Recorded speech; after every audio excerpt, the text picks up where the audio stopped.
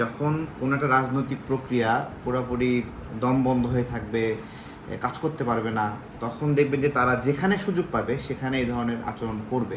যখন শেখ হাসিনা শাসনামল চলছিল সেই সময়ে দেখবেন যে বাংলাদেশে বিরোধী রাজনীতি যারা, তারা কথা বলতে না পারে, স্পেস না পেয়ে বিশ্বের বিভিন্ন দেশে তারা শেখ হাসিনার সফরের সময় বাধাগ্রস্ত করেছিল।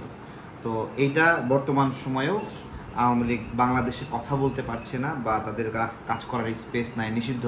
তো ওই জায়গা থেকে বাংলাদেশের বাহিরে যে সকল প্রতিনিধিরা যাচ্ছে তারা ওইভাবে বাধাগ্রস্ত হচ্ছে, ডিম খাচ্ছে, এই বিষয়গুলো। এটা রাজনীতি একটা সামাজিক চুক্তি, সামাজিক বন্দোবস্ত। যখন কোনো একটা রাজনৈতিক প্রক্রিয়া পুরোপুরি দম বন্ধ হয়ে থাকবে, কাজ করতে পারবে না, তখন দেখবেন যে তারা যেখানে সুযোগ পাবে সেখানে এই ধরনের আচরণ করবে। তো এটা কিভাবে বন্ধ হবে? এটা বন্ধ হওয়ার আপাতত কোনো উপায় দেখতেছি না। এবং যত আওয়ামী লীগ বাংলাদেশের এনভায়রনমেন্টে যত সংকটে পড়বে, বাহিরের এনভায়রনমেন্টে যেখানে তারা স্পেস পাবে তারা এই ধরনের ঘটনা ঘটবে। শুধু এখানে আপনার হলো মির্জা ফখরুল ইসলাম আলমগীর বা আক্তার বা জামাত ইসলামের তারা না, এটা বাংলাদেশ থেকে আমিও যদি কোনো দেশে যাই তাহলে এই গণঅভ্যুত্থানে আমার ভূমিকার কারণে আওয়ামী লীগের আমার উপর যে রাগ ক্ষোভ আছে তারা সুযোগ পেলে আমারও ক্ষতি করার চেষ্টা করবে, এটা স্বাভাবিক। তো এইটাই আর কি, বাংলাদেশে যদি একটা গণতান্ত্রিক সরকার আসে, যেই সরকার এই দেশের রাজনৈতিক স্টেক হোল্ডার যারা যারা আছে তাদের সাথে নির্বাচন করে জয়ী হবে, তখন ওই সরকারের উপর হামলা হবে না। কারণ এই যে নির্বাচন একটা রাজনৈতিক বন্দোবস্ত, রাজনৈতিক চুক্তি, যে চুক্তিতে জনগণ রাজনৈতিক দলগুলোকে ভোট দেয় এবং সেই ভোট পেয়ে কেউ জেতে এবং কেউ পরাজিত হয়। যে পরাজিত হয় সে মেনে নেয় যে আমাকে তো জনগণ ভোট দেয় নাই, আমি আর কি করব, কিছু করার নাই। কিন্তু এই যে জনগণের একটা ম্যান্ডেটের বিষয় সেই জায়গাতে, এবং সামনের ইলেকশনে যদি আওয়ামী লীগ স্পেস না পায়, একদমই স্পেস না পায়, তাহলে এই যে বাহিরে ডিম ছোড়ার কালচার, এই ডিম ছোড়ার পরিবর্তে ইট পাটকেল ছোড়ার ঘটনাও ঘটতে পারে। যদি তারা বাংলাদেশে রাজনীতি করার স্পেস না পায়, তারা তো তাদের রাজনৈতিক প্রক্রিয়া শেষ করে দেবে না। ধরেন আমরা চাই শেষ করে দেখ, আমরা চাই আওয়ামী লীগ আর না দাঁড়াক, আমরা চাই আওয়ামী লীগের পুনর্বাসন না হোক, কিন্তু আওয়ামী লীগ কি চায় যে তারা বন্ধ হয়ে যাক, তারা বিলুপ্ত হয়ে যাক? আমি ওটাই বলছিলাম যে 100 জন আওয়ামী লীগ নেতা তো পদত্যাগ করে নেই, তাহলে তার মানে কি তারা যারা আওয়ামী লীগ ছিল তারা আওয়ামী লীগ হিসেবে আছে, তারা ফাংশন করছে, হয়তো কাজ করতে পারছে না। ঠিক আছে, এই ডিম মেরে ফেলছে, আমরা নিন্দা জানাই। এই ধরনের ঘটনা বিশ্বের দরবারে আমাদের সম্মানটা বাড়ায় না। এবং আমেরিকাতে যে সকল প্রবাসী নাগরিকরা আমাদের বাংলাদেশের পক্ষ থেকে থাকে, যখন রাজনৈতিক ক্লাসটা আমেরিকাতে হয়, আমাদের দলীয় ক্লাসটা ওই পর্যায়ে ছড়ায়, তখন ওইখানে যে সকল প্রবাসী ভাইরা আছেন তাদের জীবন চালনে একটা সমস্যা হয়ে যায়, তাদের প্রতি মানুষের নেগেটিভ দৃষ্টিভঙ্গি হয়। তো এই জায়গা থেকে রাজনৈতিক দলসমূহের প্রতি আমাদের আহ্বান যে সবাইকে সহনশীল হতে হবে, আমাদেরকেও সহনশীল হতে হবে, আমাদেরকেও মানবিক হতে হবে।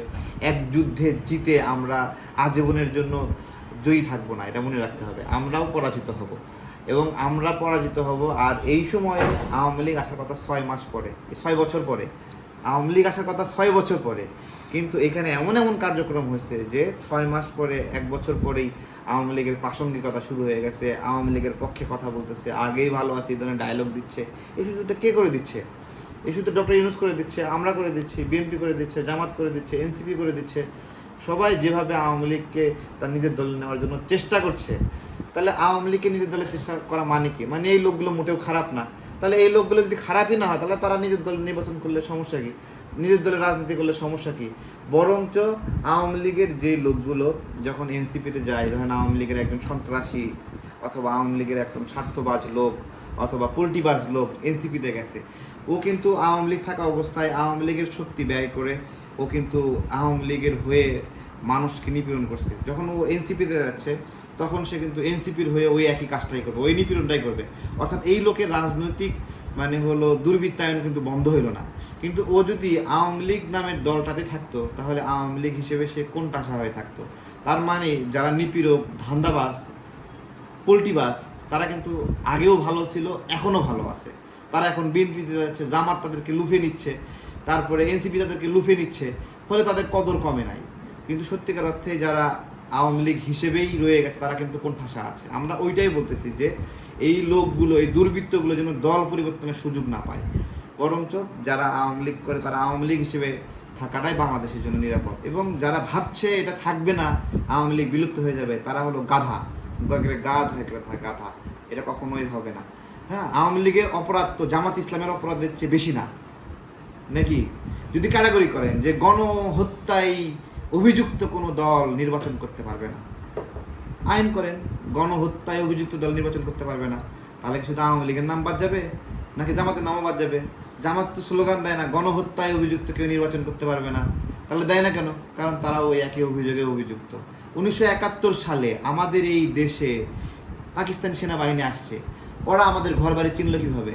কোন বাড়িতে আব্দুর রহিমের ছেলে, কোন বাড়িতে করিমের ছেলে, কোন বাড়িতে আবদুল্লাহ আছে জানলো কীভাবে? জামাত জানাইছে, ওই সময় জামাতের ছাত্র সংগঠন জানাইছে, রাজাকারা জানাইছে, আল বদর জানাইছে যে অমুক বাড়িতে হিন্দু আছে, অমুক বাড়িতে মুক্তিযোদ্ধা আছে, অমুক বাড়িতে মুক্তিযোদ্ধার বাপ আছে, অমুক বাড়িতে মুক্তিযুদ্ধের একবেলা খাওয়ানো হয়েছে, অমুক বাড়িতে আহত মুক্তিযোদ্ধার জন্য চিকিৎসা চলতেছে, অমুক বাড়িতে একজন সুন্দর নারী আছে, ওই ক্যাম্পে নিতে হবে। এগুলো কি পাকিস্তানিরা জানতো? জানাইছে কে? জানাইছে এটা কে? তো যারা জানাইছে তারা বাংলাদেশের রাজনীতিতে প্রাসঙ্গিক, আর অন্যরা অপ্রাসঙ্গিক। বিচার এক পাল্লাই করতে হবে। সময়ের পরিবর্তনে বিচারের পাল্লা হালকা হয় কেন?